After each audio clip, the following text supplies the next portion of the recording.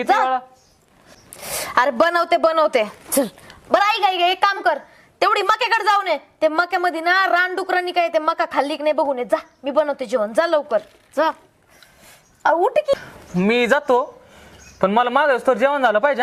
हा डुकर जर ते नसले मी कुठून हाकून आणेन सगळी मका खाऊ घाली जर मला जेवायला नाही दिलं डुकराला मग. हा जावा हा काय बनणार रे आज जेवायला? मटण बनवते.